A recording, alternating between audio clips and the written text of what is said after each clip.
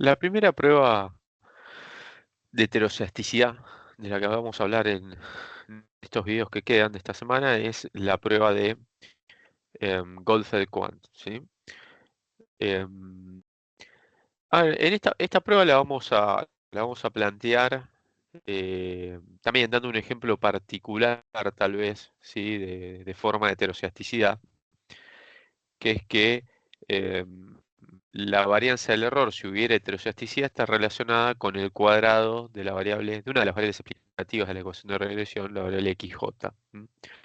Eh, Aquí, a ver, la hipótesis alternativa, y vamos a ver que en el fondo justamente el resultado de esta prueba va a depender de esto que supongamos acá, ¿sí? Ahora lo vamos a ver en la ejecución de la prueba, ¿sí? Pero de vuelta, tanto el resultado como por lo tanto el plateo de la hipótesis alternativa va a depender de la forma funcional de la varianza del error que asumamos, ¿sí?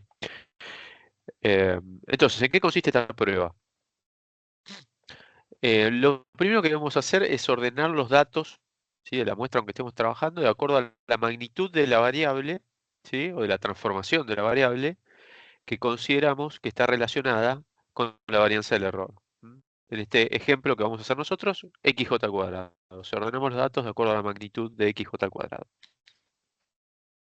En segundo lugar, vamos a seleccionar una cantidad, digamos, de observaciones intermedias, o sea, una vez que esté ya ordenada la muestra, digamos, de acuerdo al valor de xj cuadrado, ¿sí? Vamos a agarrar una parte intermedia de la muestra y la vamos a eliminar, ¿sí? a los efectos de la ejecución de esta prueba, ¿sí? Entonces, por ejemplo, podríamos elegir, si tenemos un tamaño de muestra igual a 100, D igual a 20, que va a ser la cantidad de observaciones intermedias que vamos a eliminar, y por lo tanto vamos a omitir de la ejecución de esta prueba a las observaciones 41 a 60, si son 100 observaciones, ¿sí?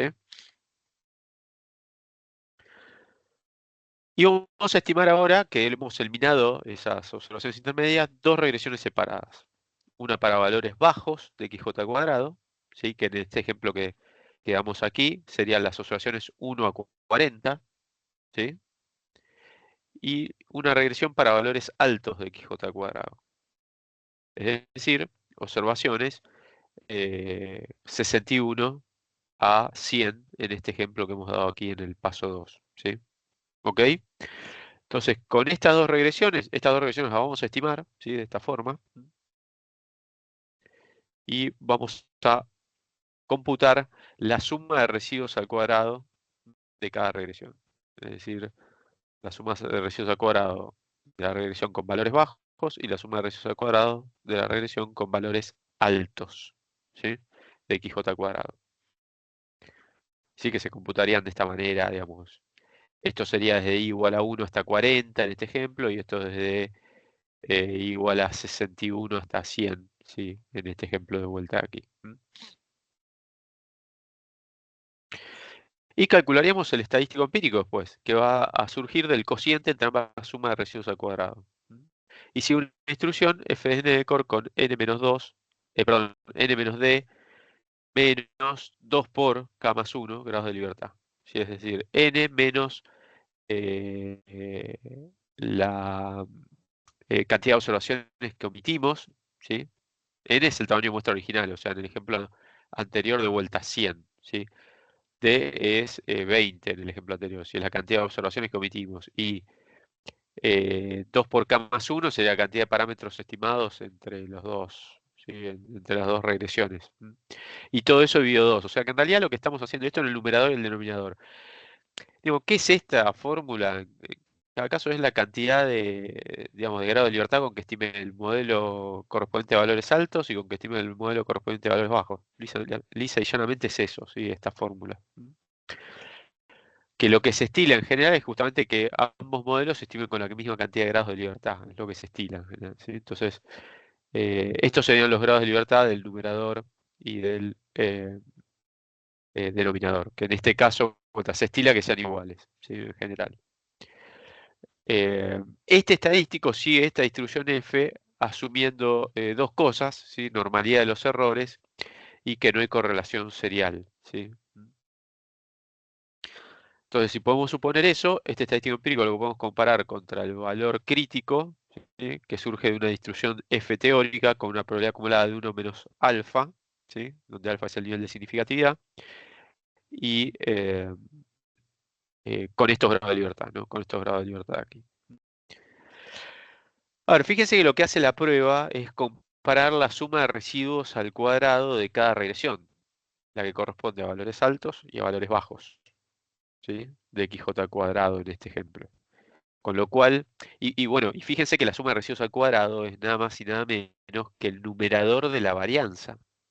Entonces, en el fondo lo que estamos haciendo aquí es comparar las varianzas, ¿sí? La varianza del error de la regresión con valores altos de xj al cuadrado y la varianza del error de la regresión con valores bajos de xj al cuadrado. Entonces, si hubiera heterocedasticidad con esta forma funcional, lo que tendría que pasar es que esto sea significativamente mayor a esto, porque a medida que aumenta xj al cuadrado, la suma de residuos al cuadrado y por lo tanto la varianza del error debería ser mayor, ¿sí? ¿Ok? Entonces, si eso, en la medida que eso ocurra, el estadístico empírico aumenta, ¿sí? Y si digamos, el cociente, en realidad, más que la diferencia, el cociente entre las sumas de residuo al cuadrado de valores altos respecto a los de valores bajos eh, es lo suficientemente elevado, entonces caeremos aquí en la zona de rechazo y diremos que se ha encontrado evidencia de heterocedasticidad de esta regresión, ¿sí? Y la evidencia que encontramos es de esta forma de heterocedasticidad en particular, ¿sí? O sea, de varianzas del error relacionadas con el cuadrado de la variable XJ, ¿sí? Caso contrario, que el cociente eh, nos indique que las sumas de residuo, o el valor de este cociente, ¿sí? De este cociente, nos indique que las sumas de residuos al cuadrado no son lo suficientemente distintas entre la muestra de valores altos de Quijote al cuadrado y la muestra de valores bajos del Quijote al cuadrado.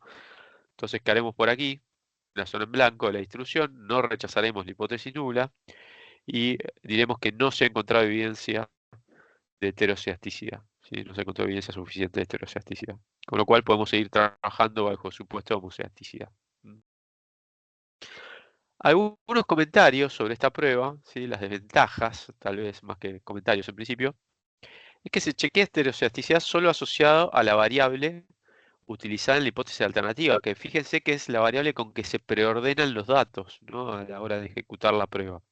Con lo cual el resultado que nosotros obtengamos, ¿sí? La conclusión a la que lleguemos va a depender de que elijamos correctamente esa variable, ¿sí? O sea, de que efectivamente la varianza del error esté relacionado con xj al cuadrado y no, por ejemplo, con otra variable explicativa, ¿sí? Si le erro a la variable con que está asociada la varianza del error, bueno, esta prueba, por ejemplo, puede no detectar heterocedasticidad y que en realidad en la regresión sí haya heterocedasticidad.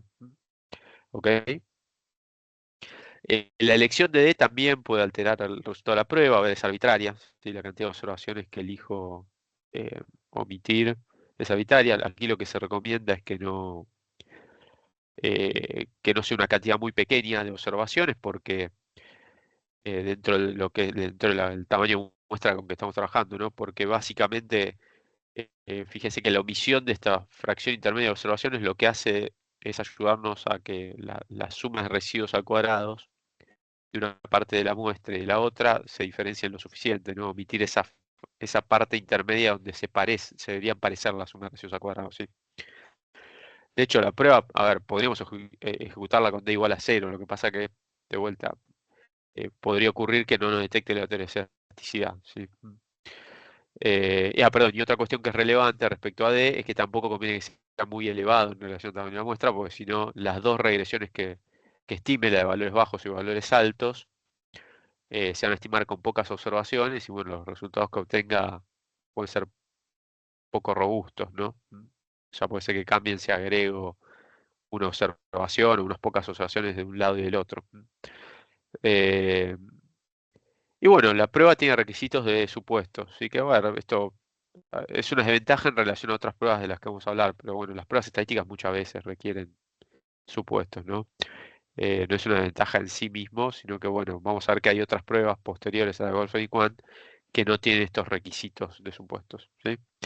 Eh, Pero bueno, esta era la primera prueba que les quería mostrar, de la cual quería hablar. Sí, es una prueba que a mí me parece interesante dar en la materia porque está muy relacionada con el concepto de heteroseasticidad que vimos antes y el hecho de que la varianza del error, ¿sí?